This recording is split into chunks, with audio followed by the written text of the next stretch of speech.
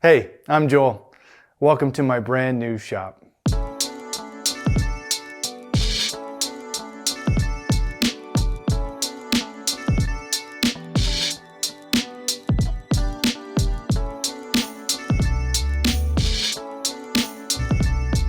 Just over 1 year ago, my family and I packed up all of our things, including all my tools, and moved 15 hours away from everything we've ever known to a place called Thunder Bay, Ontario. After a decade of saving, my wife and I finally bought our first house. I had a new job, a new home, and a fresh start. There was just one problem: the garage. Now I was grateful, don't get me wrong, but there just wasn't much I was gonna be able to do with a 240 square foot shed, as I called it. No power, cracked floor, really old and run down. And so pretty soon I started dreaming about what kind of garage I might be able to build in this new backyard. Now I had overhead power lines, underground gas lines, and permit restrictions to deal with, but my biggest obstacle was by far my modest budget. While I was working up my dream shop, I was working with a budget of about $25,000. My contractor friends just laughed at me, but I had no choice.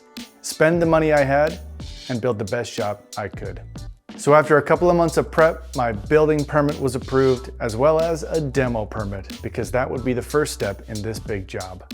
Now, we first moved into this house as tenants and then worked out a private sale. And so the moment the house sale closed, I picked up my sledgehammer and got to work.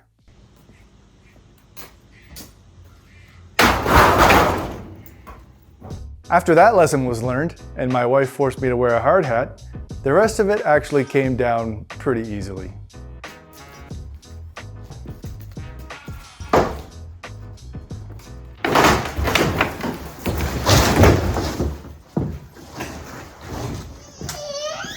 Alright, it all came down easy after I figured out what not to do. I cut the old shed up into bite-sized pieces and threw the chunks into a 20-yard bin I had delivered in my driveway. I would sit on the other side, the safe side of the truss, while I made the cut on the roof, and then cut down the wall with my Sawzall, and it all just came down piece by piece.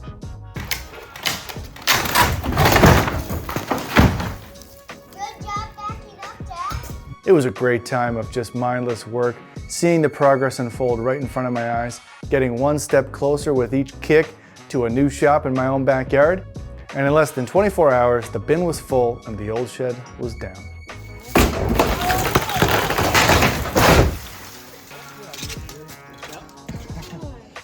The next phase? Concrete. I started getting pretty worried when the quotes came in. The first quote I got was for $24,000 for a 600 square foot pad. I had a $25,000 budget, so I was freaking out. I got another quote for $22,000, $18,000. I found one for $12,000, but then I agreed with somebody on $9,000 for the concrete. And he agreed to take up the old concrete from the old shed and get rid of it for me for free. Now, the slab didn't get poured until early October, and here in Thunder Bay, I was very conscious that winter was coming. So I just let the slab sit for the weekend, and then I took a week off work, and my neighbor Gary and my friend Jim and I got to work that Monday morning. I asked Jim to give me a day of help. He gave me a week of help.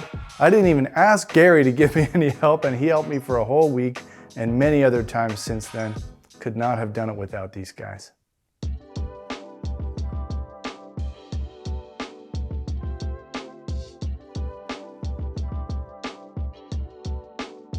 The walls went up in the first couple of days, and the trusses arrived just on time, end of day 2, and day 3 we put the trusses up.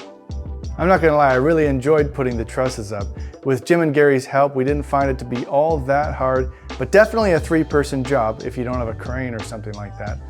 But it was a quick job. You're able to see quick progress, and after one full day, all the trusses were up. Now it was really starting to look like a garage. After taking about a day and a half to finish the ladders and the fascia, we started sheeting the roof. This was much more challenging than I thought it would be. Those sheets are heavy, you gotta lift them way up on the roof, and there's more of them than I thought there was. But thankfully my friend Mark showed up and wasn't afraid of the challenge or the heights, and by the end of day 5, we had the roof closed in. Day 6 was shingles, We got it done, but I didn't film any of it because I was completely exhausted. Felt like I hit the wall at the end of day 5, but I powered through and got it closed in for the rain that was coming the next day. After that, I had to go back to my full-time job, so my progress slowed down quite a bit, but I was really pleased that we were ready to begin the electrical work. This part was a bit of a challenge. The main power feed for the house comes from the back, and so we were building the garage directly underneath the overhead power lines.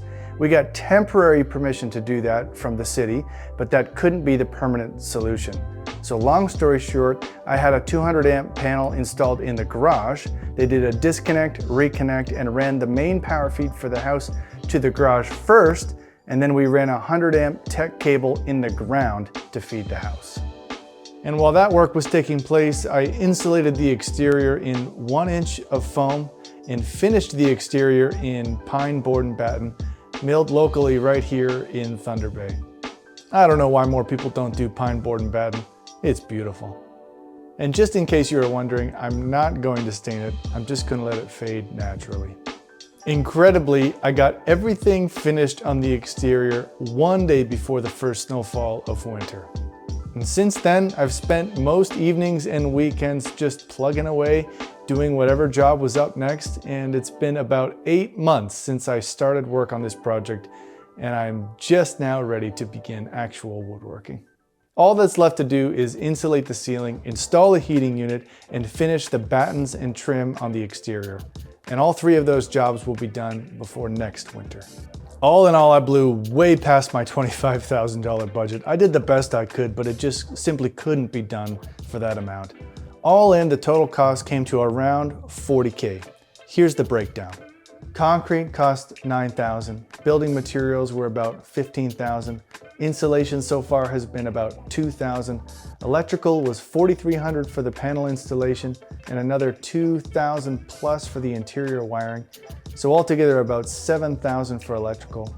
I got a great deal on all that pine, interior and exterior. That adds up to well over $3,000. I probably spent well over $1,000 on screws and nails alone. There was all kinds of other costs back and forth, like drywall was $500, strapping for the ceiling for drywall was $500. I had to rent a 36-inch trencher to run the electrical feed. That was $500. And I still have to pay for ceiling insulation, a heating unit, and a little bit more pine. All in all, we had just enough money to get this project done, and we couldn't be happier. We found a great, quiet neighborhood with fantastic neighbors. The kids are happy at school, and I have this amazing wood shop to enjoy for years to come. And so I hope you'll stick around for my journey here in my brand new wood shop. If you're new to my channel, please like this video if you enjoyed it and subscribe to see more videos. I've got a lot more planned. You can also follow me on Instagram at Williams Wooden Tools to connect more personally and see what I'm up to in here. I'll be posting a breakdown of my new dust collection system soon, as well as an updated shop tour video once I get a couple more machines in here. And until then, thank you for watching, and I'll see you again soon.